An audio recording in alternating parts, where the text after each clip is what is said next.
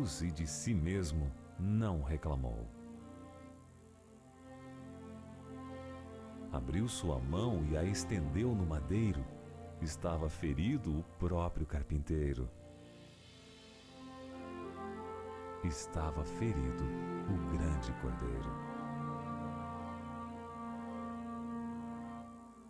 Sua renúncia em favor dos pecadores é a cruz, e a estrada para a vida tem seu nome, é Jesus.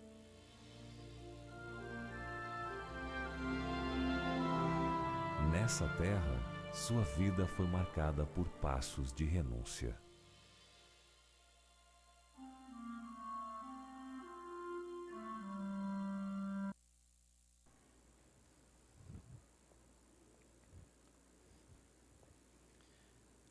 Gente, muito boa noite. Um feliz sábado para cada um de vocês. Nos encontramos na reta final desta semana especial com o foco em Cristo, precisamente nos seus passos. Eu quero cumprimentá-los a todos com um texto bíblico que se encontra em 1 João capítulo 2. Abra o compêndio de Deus. 1 João capítulo 2. Eu quero saudá-los com esse texto, que tem tudo a ver com os temas desta semana. 1 João capítulo 2, versículo 6, a palavra assim nos diz: nisto sabemos que estamos nele, né? Aquele que diz que permanece nele, vamos juntos, esse também deve andar assim como ele andou. 1 João capítulo 2, versículo 6. Deve andar como ele andou. E durante essa semana nós andamos seguindo os passos de Cristo e passamos então pela sua justiça, pela sua fidelidade. Passamos de uma maneira muito especial por várias virtudes de nosso Senhor e Salvador Jesus Cristo. Amém? E quero também neste instante não deixar de cumprimentar os nossos amigos internautas que se encontram assistindo a transmissão de toda semana ao vivo. Quero parabenizar a equipe que tem trabalhado de dia e de noite para que isso aconteça. Deus seja louvado por isto, a fim de que você que está aí em casa possa assistir estas mensagens ao vivo e logo depois elas são postadas e ficam de forma permanente no YouTube. Muito bem. Vamos então abrir a palavra de Deus, Bíblias abertas, por favor. Evangelho de Mateus, capítulo 27. Durante toda essa semana nós estamos estudando os últimos momentos da vida de Cristo, precisamente a última semana, à luz do Evangelho de Mateus. E há coisas lindas aqui neste primeiro Evangelho. Mas, por favor, hoje vamos nos deter no capítulo 27, a partir também do verso 27. A palavra assim nos diz, em Mateus 27, o seguinte: logo a seguir, os soldados do governador, levando Jesus para o pretório, reuniram em torno dele toda a corte. Despojando-o das vestes, cobriram-no com um manto que? Em outras, Marcos fala púrpura. Mas é a mesma coisa. Versículo 29. Tecendo uma coroa de espinhos, puseram-lhe na cabeça e na mão direita um caniço e ajoelhando-se diante dele o escarneciam, dizendo: salve, rei dos judeus. E cuspindo nele, tomaram o caniço e davam-lhe com ele na cabeça. Verso 31. Depois de o terem escarnecido, despiram-lhe o manto e o vestiram com suas próprias vestes. Em seguida, o levaram para ser o quê? Crucificado. Esta é apenas uma parte das que nós teremos que ver nesta noite. O texto nos mostra que eles tiraram as roupas de Jesus. Quando você é surpreendido por um ladrão, a sensação de vulnerabilidade que ele deixa é pior do que o roubo que ele realiza. você fica com a sensação de que não é ninguém. E mais ainda, que ele vai voltar. Agora você imagine alguém te surpreender sobre a autoridade civil. Aqui era a polícia da época, e vão lá e tiram as tuas roupas. Só este ato gera uma humilhação enorme. E a palavra nos diz que o Senhor Jesus sofreu tudo isto calado, em silêncio. Queridos, uma das coisas que nós mais precisamos aprender é a linguagem do silêncio. Augusto Cury diz que o silêncio é a oração dos sábios. Como nós precisamos aprender a ficar calados diante de situações difíceis que nos encontramos. Quando nós estamos abalados do ponto de vista psicológico e emocional, a nossa tendência é falar de forma impensada. Você primeiro não pensa para depois falar, você fala para depois pensar. E no coquetel de emoções, a tendência é que você fale coisas, no mínimo, equivocadas. Jesus permaneceu em silêncio, num cumprimento extraordinário, preciso, das profecias de Isaías, que já falavam sobre este aspecto de Jesus. Hoje, o silêncio é uma disciplina espiritual. Inclusive, a palavra disciplina dá origem a discípulo. Como discípulos de Cristo, como seguidores de Jesus, nós precisamos praticar algumas disciplinas espirituais. Entre elas, a disciplina da oração, da leitura da Bíblia, a disciplina do jejum, a disciplina também do silêncio. E a palavra aqui nos mostra que eles tiraram as roupas de Cristo e colocaram sobre ele exatamente um manto escarlate. Este manto era provavelmente de algum soldado romano. Um manto provavelmente desbotado, uma roupa que fazia parte do uniforme militar. E eles então colocam sobre Jesus no ato de humilhação, sobre o Rei dos Reis e Senhor dos Senhores, exatamente este manto, sabe, que era um utensílio do uniforme usado em guerra. Os soldados romanos subjugaram o império, a nação judaica, e eles então colocam sobre o príncipe da paz este manto. É de fato um ato de ironia, de sarcasmo e de humilhação, porque Jesus era o príncipe da paz, e colocaram sobre ele exatamente este manto, de uma maneira extremamente humilhante. E o texto nos mostra que, entre outras coisas, eles cuspiram em Jesus. E o cuspe deles se misturou com o suor e o sangue de Cristo. E na realidade não feriu o corpo de Jesus, feriu a alma de Cristo, cujas lágrimas eram representações do sangue de sua própria alma. E a palavra aqui nos mostra que depois dessa sessão de humilhação, Jesus não tinha condições de levar a cruz. Dois aspectos interessantes. A cruz era composta por duas partes. A parte transversal, ela pesava cerca de 70 quilos. Geralmente esta parte transversal, ela ficava no próprio Calvário. As pessoas levavam apenas a parte transversal, a parte horizontal da cruz, que pesava em média 30 quilos. A palavra mostra que Jesus estava tão esgotado do ponto de vista físico, emocional, espiritual, psicológico, que ele não teve forças para levar a parte da sua cruz, que era a transversal, que pesava em média, como já disse, de 30 quilos, ele não teve condições de levar.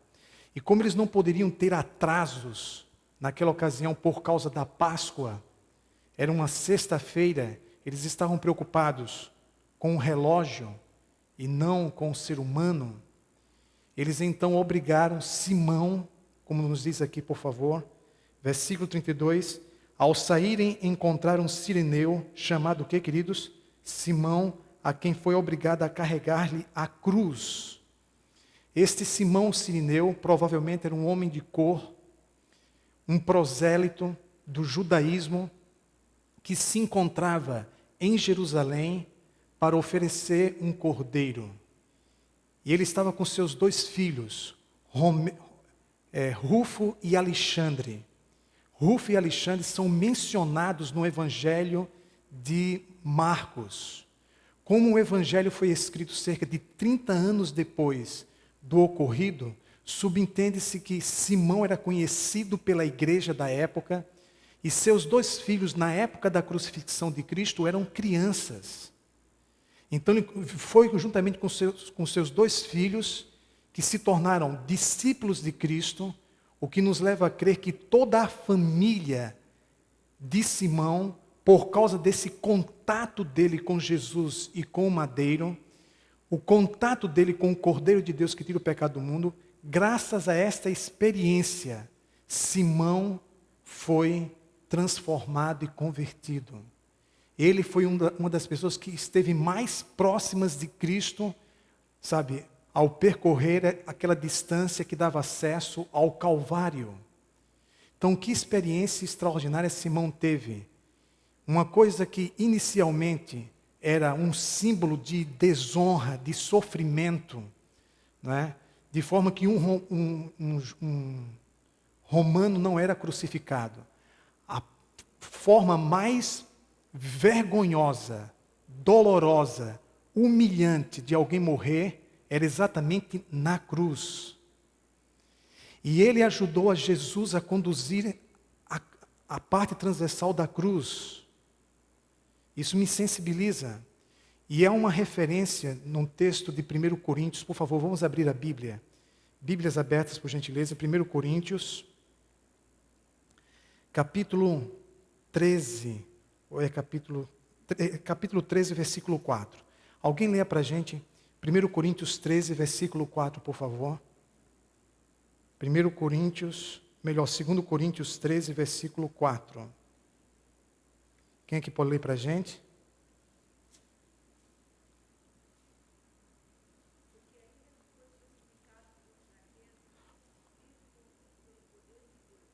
Tá, vocês, só essa partezinha.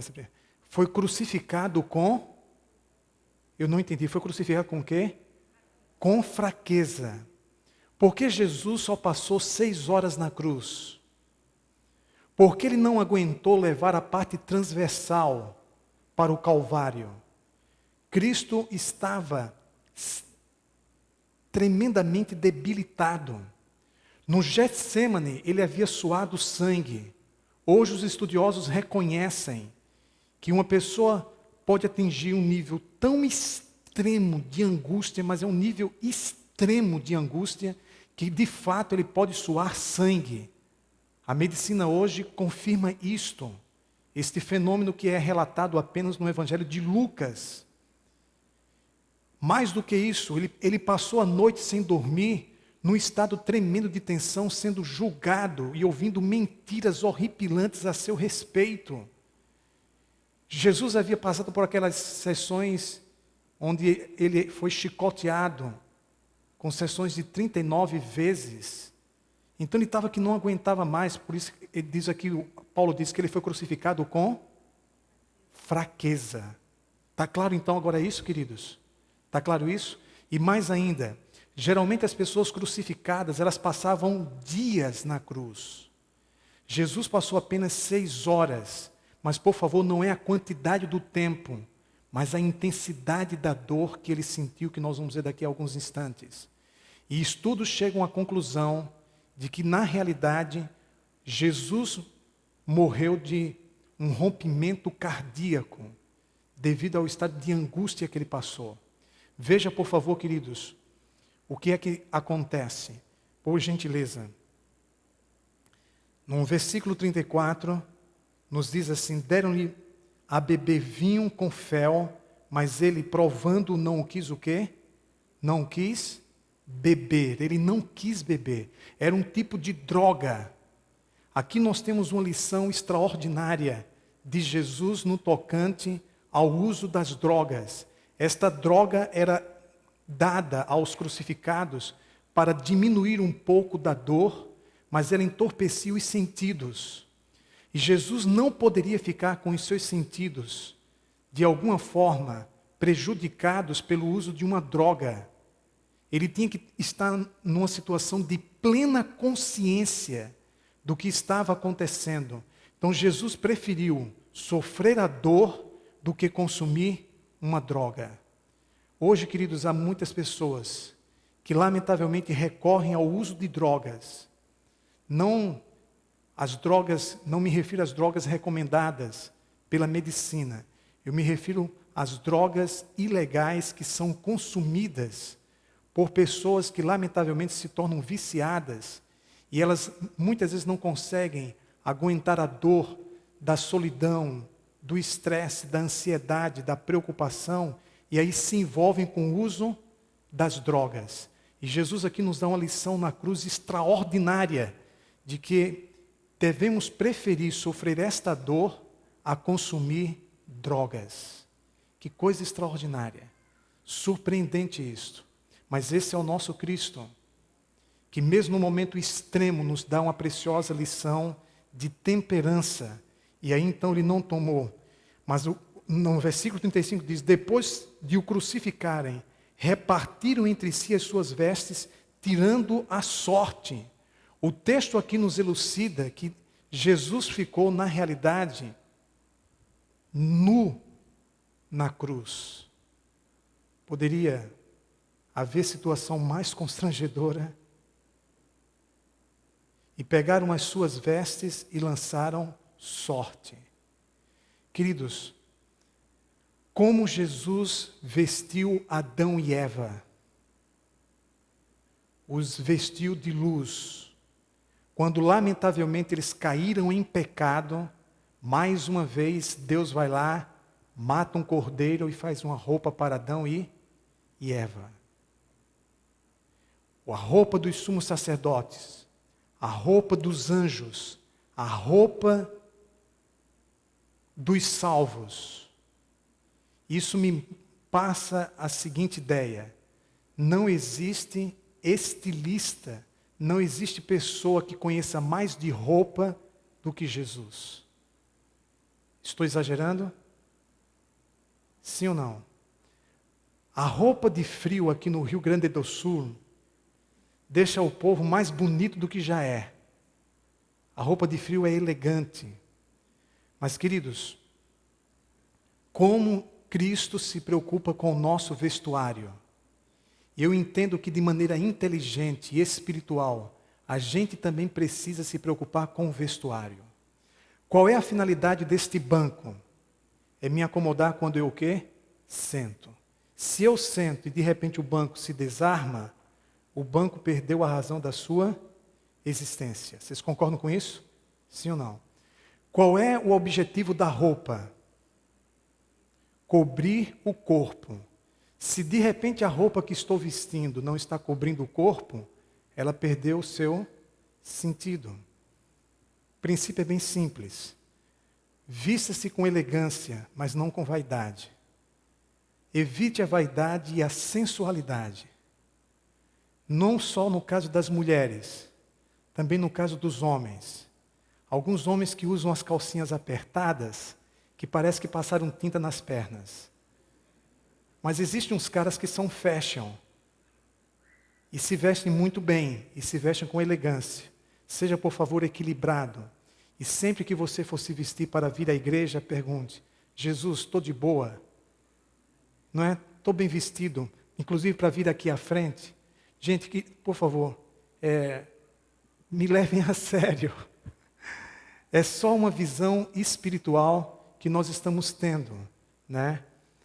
Uma visão espiritual. Quem tem ouvidos, ouça. Mas, por favor, entendamos. Mas aqui são lições maravilhosas espirituais que nós extraímos da própria palavra de Deus.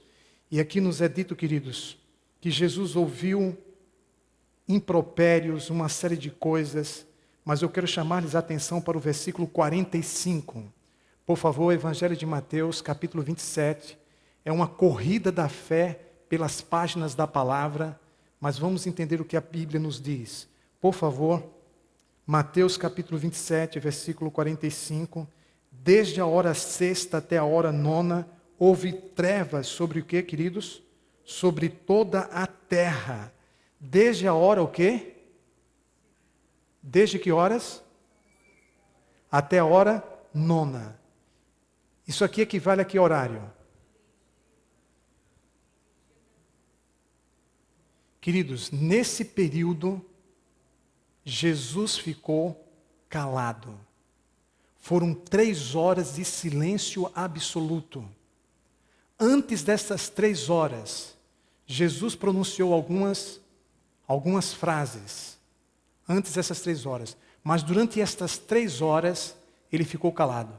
Durante estas 3 horas, de forma precisa, no cronômetro de Deus, foi o período em que Jesus se tornou pecado por nós. Aqui está o texto mais difícil da teologia paulina de ser compreendido. 2 Coríntios capítulo 5, verso 21, quando diz que Jesus se tornou pecado por nós. Ele não só assumiu os nossos pecados, ele se tornou pecado por nós. Isso é extremamente profundo. Extremamente profundo. E ele foi desafiado a descer da cruz e a salvar a si mesmo. Ele tinha poder para fazer isso? O que sustentou o corpo de Cristo na cruz? Foram aqueles pregos que mediam quase 20 centímetros? O que sustentou Cristo na cruz foi o amor dele por mim e por você. Sim ou não? Antes de existir uma cruz no Calvário, já existia uma cruz aqui no coração de Deus. A Bíblia nos fala no Apocalipse capítulo 13, verso 8, sobre o Cordeiro de Deus que foi morto desde a fundação do mundo. Essa expressão no Apocalipse 13, verso 8, o Cordeiro de Deus que foi morto desde a fundação do mundo, significa que desde o início, Jesus já havia, de livre e espontânea vontade, assumido o compromisso de dar a vida por nós. E quando o homem, infelizmente, caiu em pecado, anjos se ofereceram para dar a vida por nós. Mas a vida de um anjo não pagaria a autotransgressão da lei. Uma vez que a lei de Deus é de forma precisa a expressão do caráter divino, então somente um igual a Deus poderia redimir a humanidade, a saber, Jesus Cristo. E ele então tomou essa decisão desde a fundação do mundo e consolidou nessas 3 horas de tremenda escuridão, que representa exatamente a escuridão da alma. Agora, queridos, era sexta-feira, um dia antes da Páscoa. Vocês se lembram que, de acordo com o livro de Êxodo, antes da primeira Páscoa, houve no Egito 3 dias de escuridão? Estão lembrados disso? Houve no Egito 3 dias de escuridão. Vocês querem ver o texto? Por favor, Bíblias abertas. Vamos abrir a palavra de Deus no livro de Êxodo. Êxodo, capítulo 10, versículos 21 a 23. Alguém pode ler para nós? Êxodo 10, 21 a 23, por favor.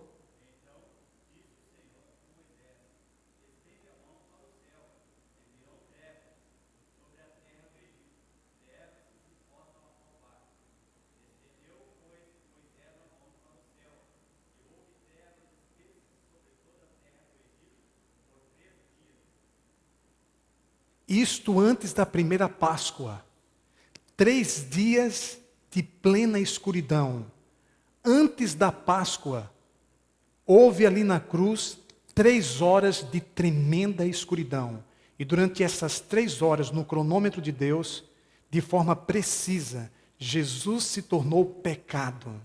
De acordo com 2 Coríntios capítulo 5, versículo 21.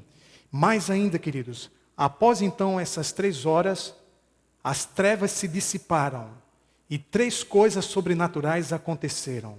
Por favor, a palavra aqui nos diz, por gentileza, a partir do versículo 50. E clamando outra vez com grande voz, entregou o quê? O Espírito. Jesus gritou. Ele fez a declaração da vitória final. Está consumado.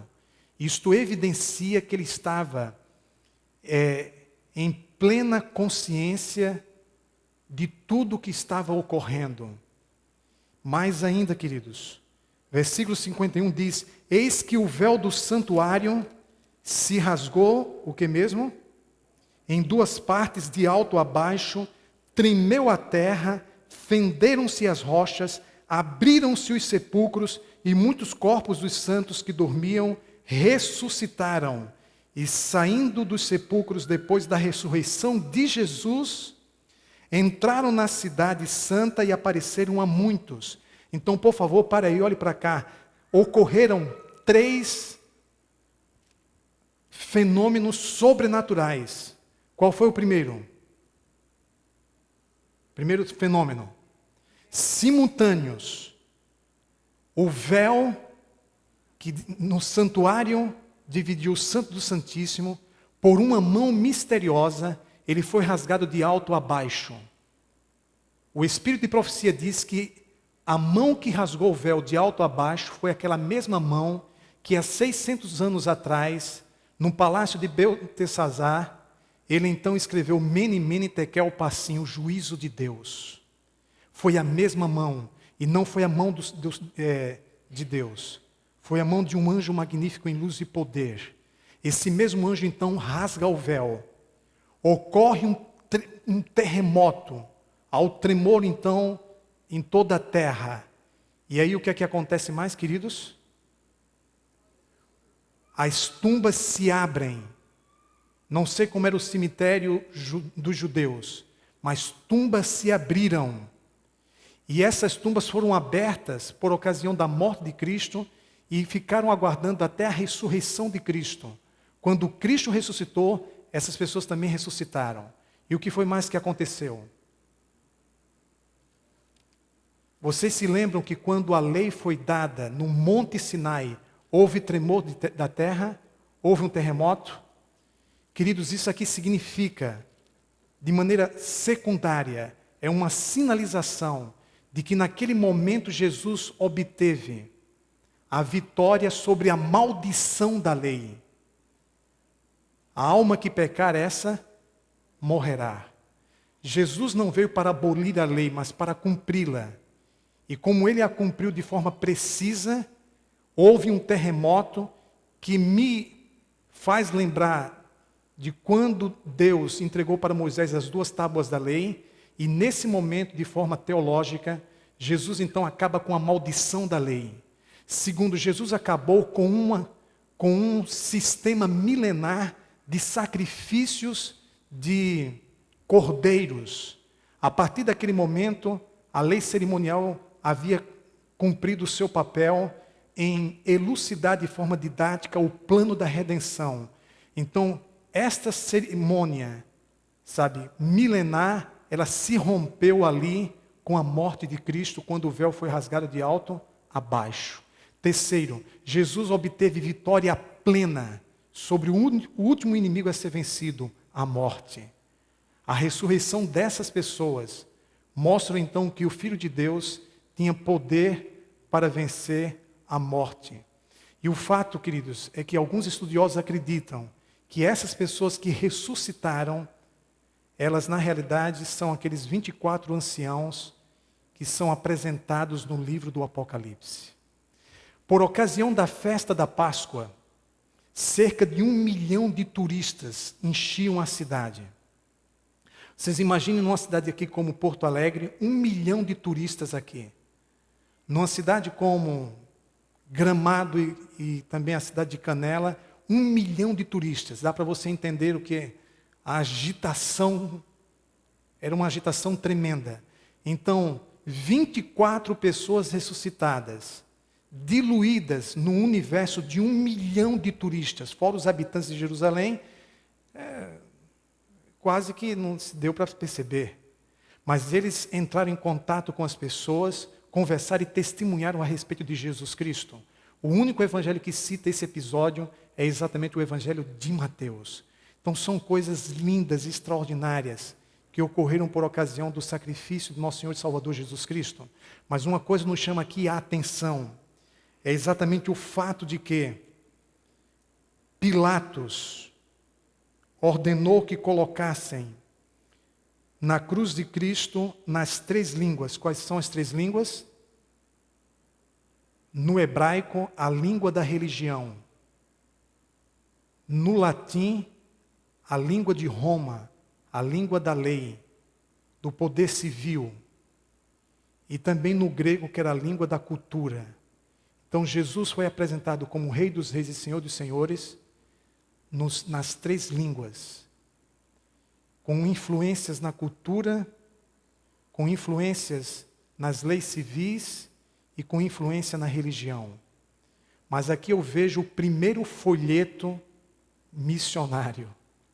Esse primeiro folheto foi produzido por um pagão chamado Pilatos. E esse primeiro folheto alcançou o ladrão na cruz, que reconheceu que Jesus era Rei dos Reis e Senhor dos Senhores.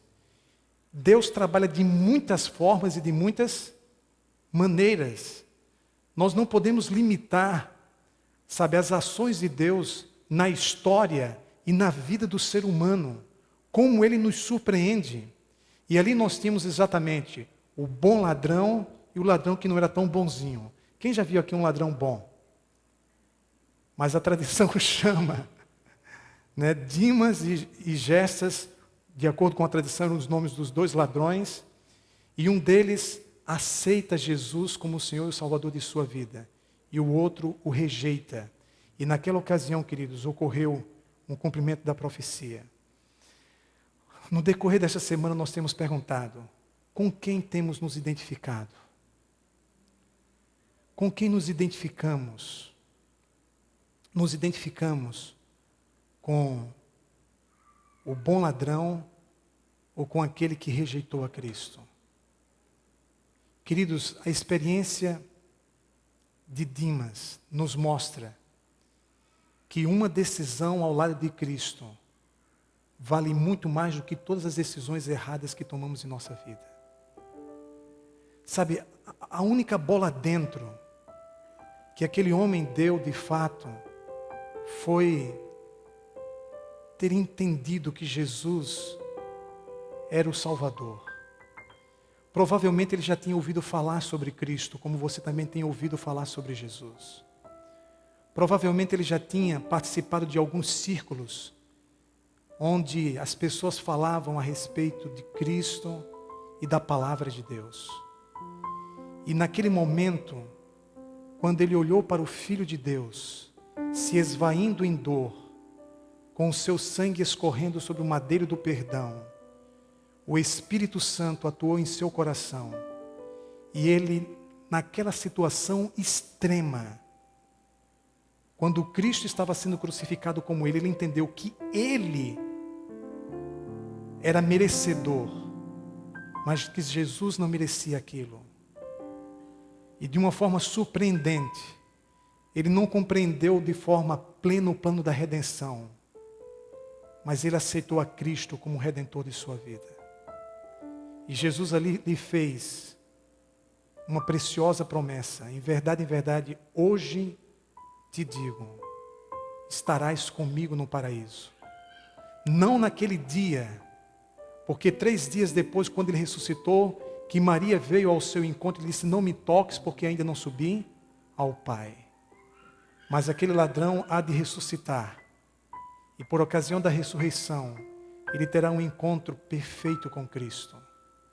Queridos, o que pareceu derrota, foi na realidade a grande vitória. Que nós entendamos isto nesta semana. A grande vitória de Cristo se torna a nossa vitória. É possível que você esteja tentando vencer algum pecado na sua vida, algum problema que você tem há muitos anos na sua vida. E você tem tentado vencer com seus esforços pessoais. tem tentado vencer com suas promessas e com suas decisões. E apesar de suas intenções, você não consegue. Você volta a fazer tudo de novo. Aquele ladrão ali na cruz, se ele fosse solto e recuperasse a sua vida, se não fosse Jesus, ele voltaria a fazer tudo de novo. Não é a cruz que salva. É Jesus que salva. A cruz é incapaz sem Cristo.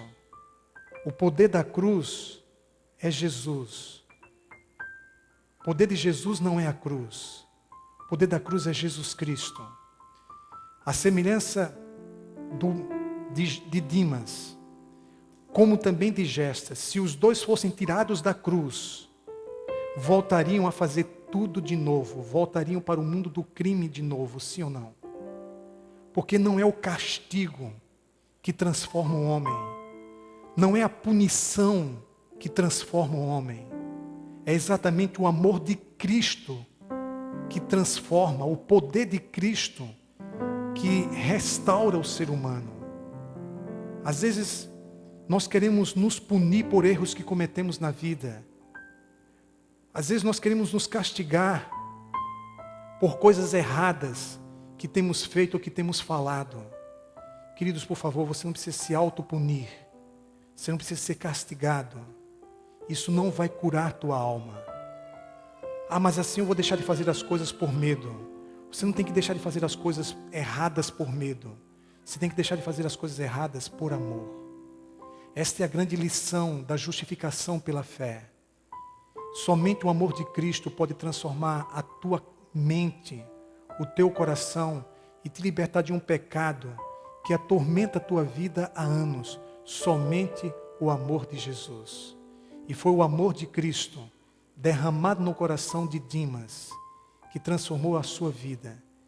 E naquele momento, transformado, se ele tivesse sido poupado da cruz, ele teria seguido os passos de Jesus. Isso significa que Deus considera um meu futuro que não foi vivido. Sim ou não? Há alguns dias, eles dois estudavam a Bíblia todas as sextas-feiras às 5:30 da manhã. O Batatinha juntamente com um grande amigo seu. E naquela semana, ele lamentavelmente perdeu a vida. E as pessoas ficavam perguntando, mas e aí? Como é que fica a situação dele? Disse, não há problema. Deus considera o futuro que ele não viveu. Queridos, Deus leva em conta até mesmo o futuro que você não vai ter para poder salvar a tua vida. Como ele levou em conta o futuro daquele ladrão que não foi vivido, mas ele considerou como se fosse vivido e o salvou. Esse é o nosso Deus. Esse é o nosso Senhor e o nosso Salvador. A cruz evidencia que Ele está disposto a fazer tudo por mim e por você. Porque no coração de Cristo, eu e você estamos em primeiro lugar. Mas numa relação espiritual, de coração a coração com Jesus, em que lugar Jesus está em tua vida? Em que lugar? Está em segundo, terceiro, quarto lugar? Ou Jesus está em primeiro lugar em tua vida? Quando Cristo está em primeiro lugar em nossa vida, é porque nós o amamos acima de tudo e de todos. É porque nós temos a disposição de amá-lo até as últimas consequências. É porque nós somos mais Jesus. A sua cruz triunfou em nossa alma, em nossa vida interior. Por favor, eu quero que você pergunte para você mesmo. Em que lugar Jesus está em tua vida? Em que lugar Jesus estava na vida de Gestas, o ladrão que o rejeitou? E em que lugar, a partir daquele momento, Jesus assumiu no coração de Dimas? Qual foi o lugar? O primeiro lugar. Eu acredito que neste momento, Jesus pode assumir o primeiro lugar em tua vida. E Ele assume por amor. Quando isso acontece, Jesus se torna a pessoa mais importante da tua vida. Ele se torna a razão do teu viver. Ele se torna real. E eu quero, queridos, que nesse momento que nós vamos ouvir esta música, que se este milagre aconteceu, a ponto de Jesus se tornar o primeiro na tua vida por causa do seu amor, que você venha aqui à frente, nesse momento tão pessoal, tão especial entre você e Deus. É um momento de adoração, é um momento em que você derrama a sua vida aos pés do Senhor. É um momento em que você conversa com Deus. É um momento em que você o adora em espírito e em verdade. Mas só faça isto se você for tocado pelo amor de Cristo. Ouça essa música.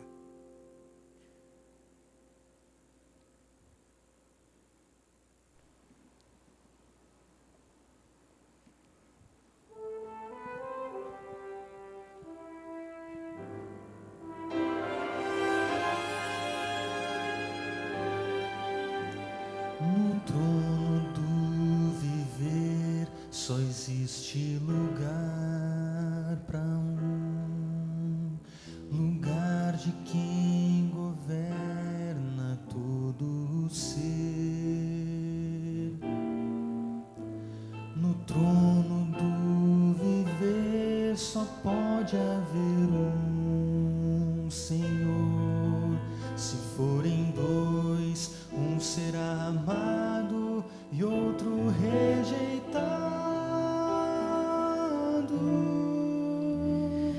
Vem, decide agora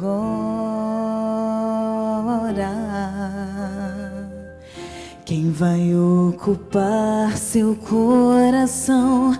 Mas lembre, se ele não for o primeiro em seu coração, então já não há mais nada, não passa de uma ilusão. Mas se ele for o primeiro, o seu companheiro, motivo do seu existir, você vai viver, você vai sorrir, você vai vencer.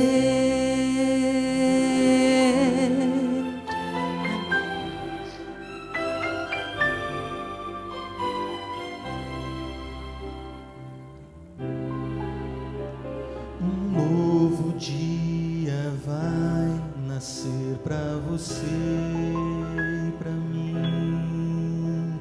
Depende de aceitar Jesus no viver. É hora de beber da fonte da vida. Você verá que em Jesus existe plena alegria. Vem, decide agora quem vai ocupar seu coração. Mas lembre, se ele não for o primeiro em seu coração, então já não é mais nada, não passa de uma ilusão. Mas se ele for o primeiro, o seu companheiro, motivo do seu existir, você vai viver, você vai sorrir, você vai vencer. Não há batalha perdida com Cristo. Ele mesmo triunfou lá na cruz. Com o sangue já provou que nos ama. Se o coração não for dele, não será de mais ninguém.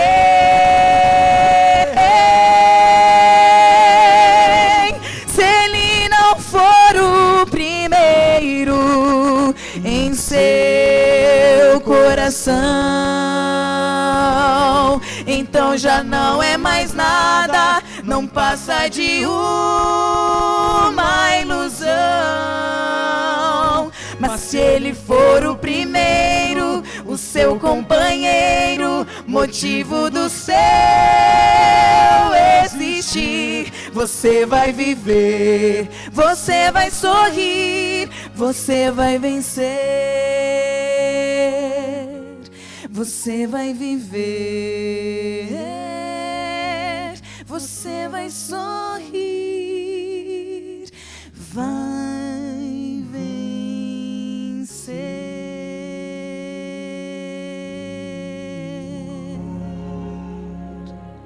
Amém. Queridos, nesse momento, a gente não consegue entender algumas coisas que aconteceram ali no Calvário e que acontece aqui no coração da gente. Como podemos resistir a tão grande amor? Algumas coisas nós não conseguimos entender, tanto em Cristo como também na gente mesmo. Jesus ali na cruz deixou bem claro: eu estou disposto a fazer tudo por você. A questão não é se Cristo está disposto a fazer tudo por mim. A questão é se eu estou disposto a fazer tudo por Ele. Ainda que de repente eu não faça, mas que eu tenha a disposição, a sinceridade. Foi o grande lance de Pedro. É verdade, Pedro não só pisou no tomate, ele sentou na caixa toda. Em suas limitações, em sua sinceridade, disse: Senhor, eu daria a vida por ti. Ele tinha uma predisposição interior, mas nós somos imperfeitos. Mas Cristo é perfeito. E ali você pode visualizar o Filho de Deus estendido entre os céus e a terra. E Ele olha nos seus olhos e diz: tudo isso eu fiz por você, por você, por você, por você. Tudo isso eu fiz por você. Mas o que você está disposto a fazer por mim? E nesta noite vocês, com essa atitude, declaram que estão dispostos a amá-lo, a segui-lo, ainda que seja de forma imperfeita. E sabe o que é que me sensibiliza? É que mesmo de forma imperfeita, mesmo considerando todo o teu futuro, toda a tua vida, Ele quer o seu amor. Quando nós amamos, nós aceitamos o amor do outro, ainda que seja de forma imperfeita. E nós nos amparamos na sua perfeição. Gente, Ele é simplesmente tudo e simplesmente demais. Louve ao Senhor nesse momento. Mas que seja um louvor de entrega, um louvor de confissão, um louvor de confronto entre quem você é e quem Jesus é. Um confronto entre como você tem vivido e como Ele viveu. Louve ao Senhor.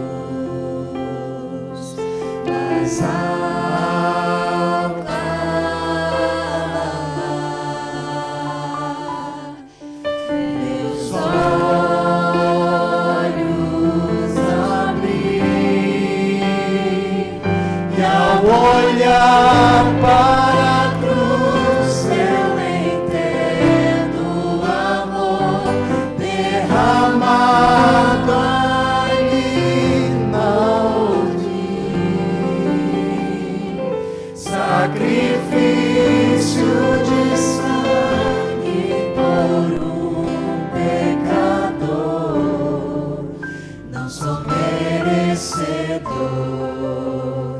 tua graça me alcançou.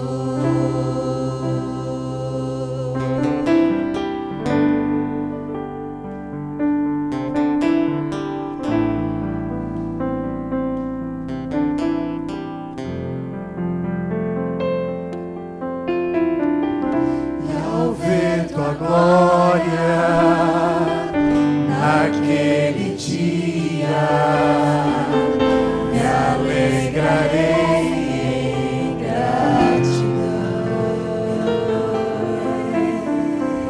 Tocarei as marcas de vitória. Vencido é o pecado perante ti. E prostrarei,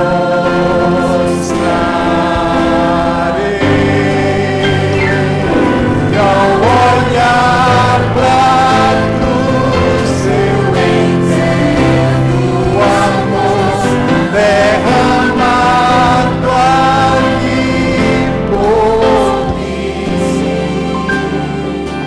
sacrifício de sangue por um pecador, não sou merecedor.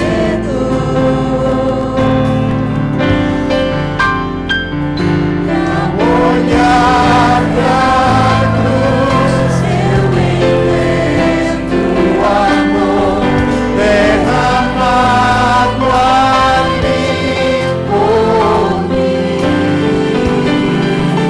sacrifício de sangue por um pecador, não sou merecedor,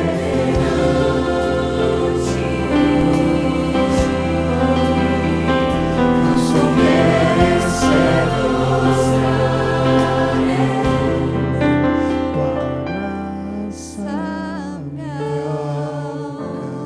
graça me Em tua presença, porque fomos alcançados pela tua maravilhosa graça. Ao ver o amor de Cristo e tudo que Ele fez por nós, nos sentimos impressionados, tocados, fascinados com tão grande amor. O que temos nós, Senhor, para merecermos tanto? Não temos nada. Nascemos em pecado, somos pó e o Senhor nos ama como ninguém. E durante esta semana, meu Pai, temos estado aqui refletindo sobre os últimos momentos de vida de Jesus. Uma batalha espiritual foi travada em seu coração e Ele venceu em nome do amor para redimir cada um de nós. Nós queremos te pedir perdão pelos nossos pecados, perdão pela nossa incompreensão, pela nossa resistência, pela nossa rejeição, pelos nossos erros, pelos nossos problemas pessoais. Queremos te pedir perdão por todas as vezes que viramos as costas para ti, não quisemos ouvir a tua voz e nem seguir os teus passos. Perdão, Senhor. Mas, por favor, que sejamos renovados espiritualmente pelo poder do amor de Cristo. Que tu ouças, Senhor, o nosso clamor, que que vem do fundo do nosso coração. Em Cristo Jesus, Pai. Amém.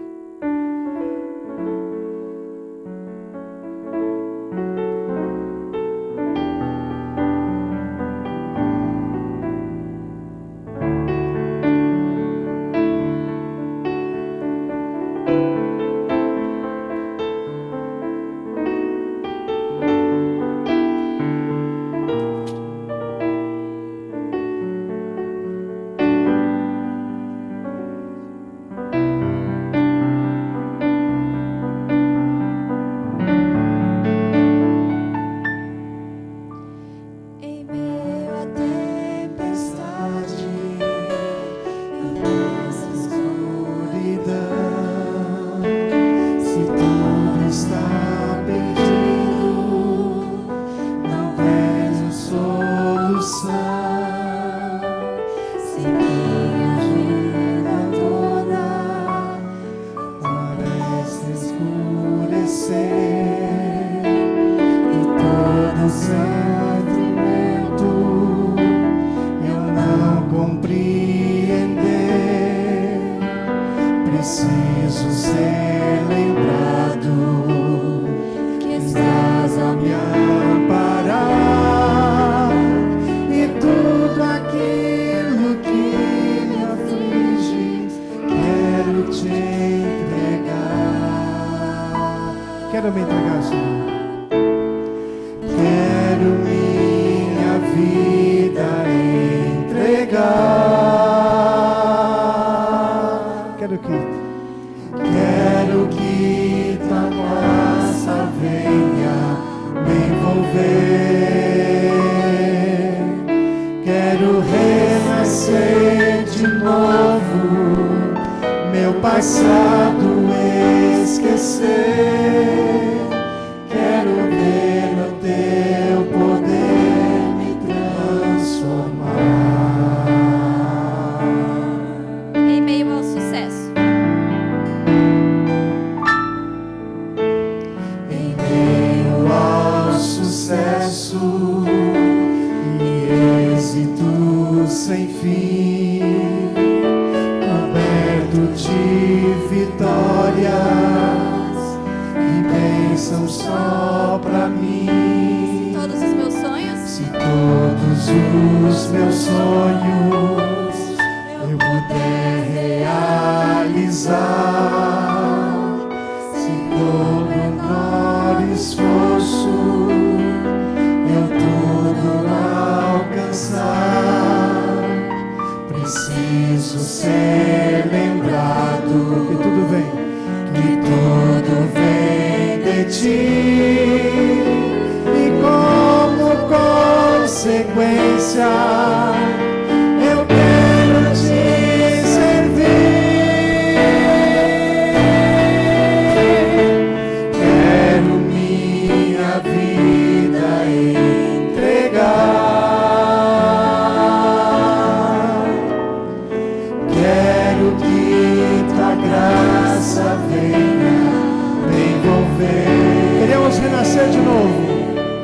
Quero renascer de novo, meu passado esquecer. Quero ver o teu poder me transformar. Novamente o coro. Quero minha vida entregar.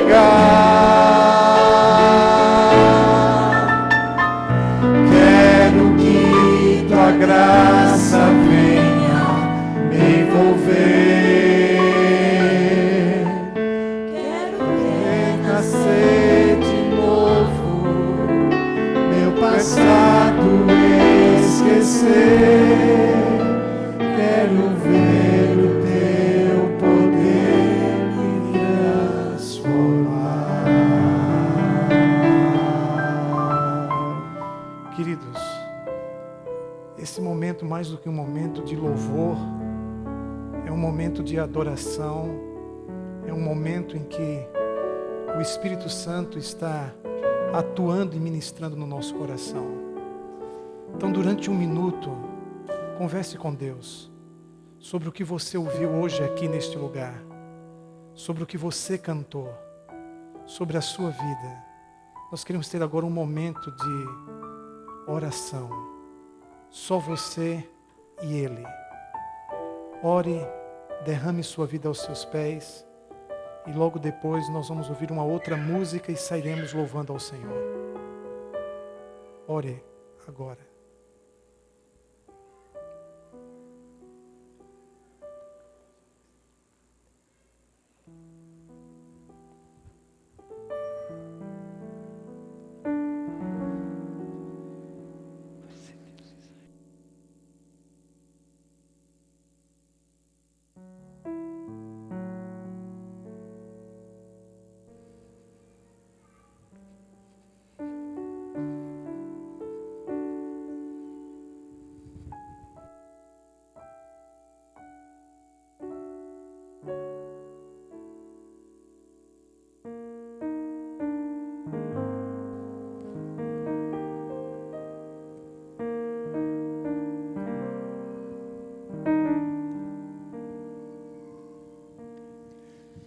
Deus de Israel, Cristo Jesus, habita em mim, Espírito luz. Grande é o teu nome, ó Senhor. Grande é o teu nome, ó Deus de Israel, pois tu criaste a terra e o céu. Hoje tua glória invade meu ser. Aleluia, aleluia,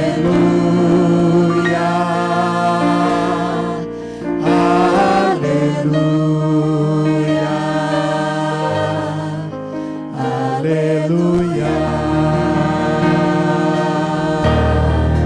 Grande é o teu nome, ó Deus de Israel, pois tu criaste a terra e o céu.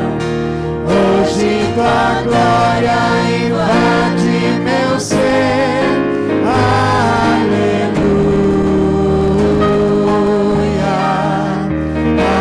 aleluia,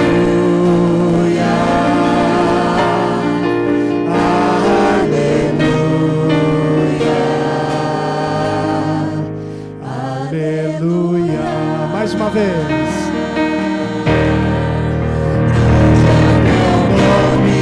Deus de Israel, pois tu criaste a terra e o céu. Hoje tua glória invade meu ser. Aleluia,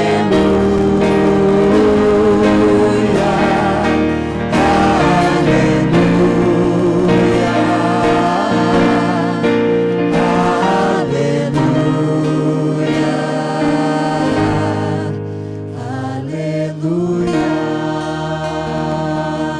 Deus de Israel, Deus de Israel, Cristo Jesus, Cristo Jesus, habita em mim, Espírito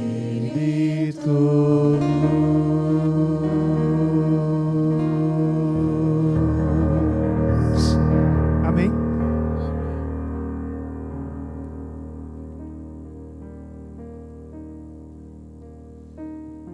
Agradecemos a todos pela presença e a bênção que foi essa noite. Obrigado por sua presença.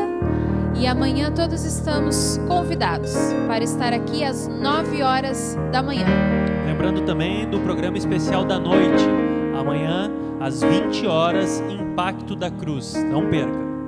Aproveite esse momento, abrace a pessoa que está do seu lado, lhe desejo um feliz sábado e até amanhã, às 9 horas da manhã. Boa noite.